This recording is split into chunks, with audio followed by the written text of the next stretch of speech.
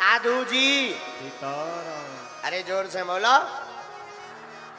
अरे वाह, हम 7 दिन में नहीं थके या दिन ना रात बोल रहे, तुम बैठे बैठे थक गए। बोलो जोर से। लगना तो चाहिए कोई बैठा है। अगर कहोगे सीताराम मिलेगा आराम, खाने में मिलेगा बादाम, बन जाएंगे काम। हैं? तो धर्म विरोधियों का हो जाएगा इंतजाम। हैं? अगर कहोगे सीताराम, बोलो सीताराम, जोर से बोलो। हाँ, अब कुछ बात। आज की यात्रा शुरू करने के पहले कथा विराम का दिन है और प्रारंभ में ही आज एक ऐसा दिन है, आज के ही दिन हमारे भारत देश के एक ऐसे महानतम महापुरुष जिन्होंने अंग्रेजों के पहले ही भारत को आजाद घोषित कर दिया था, ऐसे हमारे भारत देश के वीर सुभाष चंद्र बोस जी का आज जन्म उत्सव है।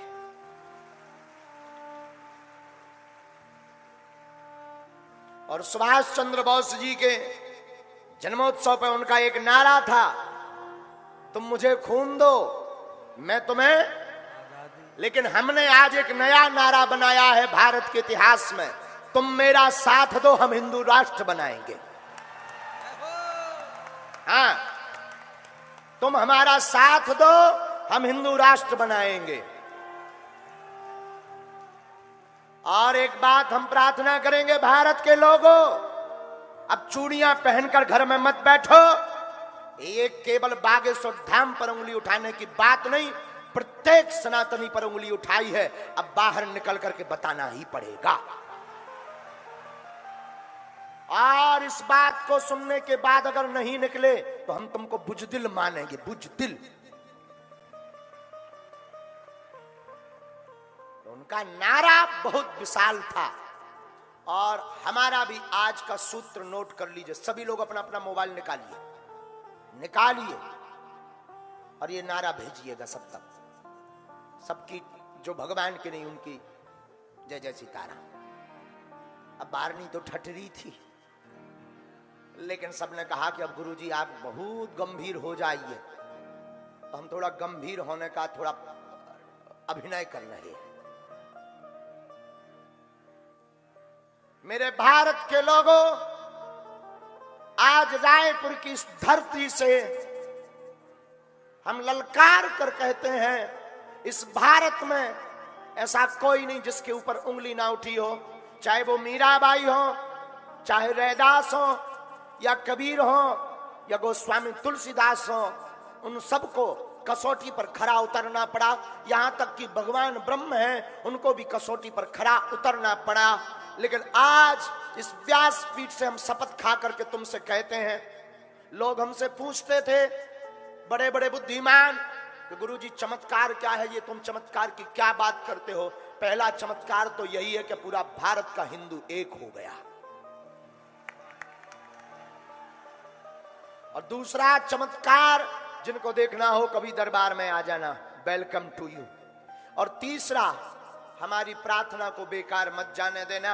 अगर तुम्हारे अंदर एक बूंद भी सनातनीय हिंदू का हो तो तुम मेरा साथ दो, मैं हिंदू राष्ट्र दूंगा। ना तो मुझे कोई राजनेता बनना है मेरे पागलों, ना हमारी कोई पार्टी होनी है। ऐसा कभी विचार मत करना कि अब गुरुजी पार्टी में जाएंगे या नेता बनेंगे या किसी पार्टी का सपोर्ट करेंगे। ना हमें पार्टी में जाना है, हम तो सिर्फ अपने सनातनियों को एक करने की बात करेंगे।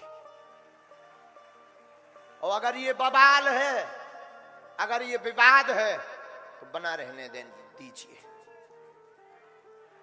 अब इस बात को सुनकर के भी अगर तुम मेरे पागलों अपने घर से बाहर नहीं निकले, अपनी जबान नहीं खोली, और भारत के प्रत्येक संत हमारे साथ हैं, ये हमारा सौभाग्य है। कोई ऐसा साधु नहीं जो हमारे साथ ना हो, और हम सब साधुओं से प्रार्थना करेंगे, 13 अखाड़ों से प्रार्थना करेंगे, अब छुप कर बैठने की बात नहीं है। बागेश्वर धाम तो एक बहाना था, असलियत में इन धर्म विरोधियों को, सनातन को निशाना बनाना था। लेकिन बालाजी ने ऐसा मुंह पर तमाचा मारा कि इनको भी होश ठिकाने लग गए। सुभाष चंद्र बोस का एक और संकल्प था जो उन्होंने करके दिखाया था। उन्होंने आजाद हिंदुस्तान की घोषणा की थी। ये हिंदुस्तान आजाद है जब अंग्रेजों की हुकूमत थी, और हम भी आज घोषित करते हैं कि ये भारत हिंदू राष्ट्र है। अपने अपने मोबाइल रख लो, वरना तुम लोग हाईजैक हो जाओगे। दुनिया भी बड़ी विचित्र है, इनको कुछ कहने के लिए कुछ ना कुछ तो चाहिए ही चाहिए। लोगों ने भगवान राम को नहीं छोड़ा, मीराबाई को नहीं छोड़ा, कबीर बाबा को नहीं छोड़ा, रैदास को नहीं छोड़ा, तुलसीदास जी की रामचरितमानस की कितनी बार परीक्षा नहीं ली गई, हमें कब छोड़ेंगे। अब इन चुनौतियों से भागना नहीं है। हम प्रत्येक हिंदुओं से कहेंगे अब जागना है। क्या करना है? जोर से बोलो ना। कौन कौन आज सनातनी हिंदू राष्ट्र बनाने के लिए शपथ खा रहा है?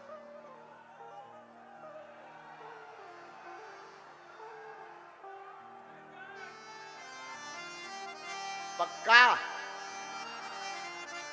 अब अगर कोई सनातन के ऊपर उंगली उठाएगा तो कौन कौन मुंह तोड़ जवाब देगा? एक बात और बोल रहे, पूरे भारत के लोगों के सामने, मेरे पागलों, हमारे बारे में कोई कुछ भी कहे, अच्छा कहना तो उनकी मजबूरी है, अगर कुछ बोलेंगे नहीं तो फिर उनको कौन सुनेगा? कोई कुछ भी कहे, कहते रहने देना, सांच को आंच नहीं है। सांच को आंच नहीं मेरे पागलों, और हम जब तक जिएंगे तब तक सनातन की बात करेंगे।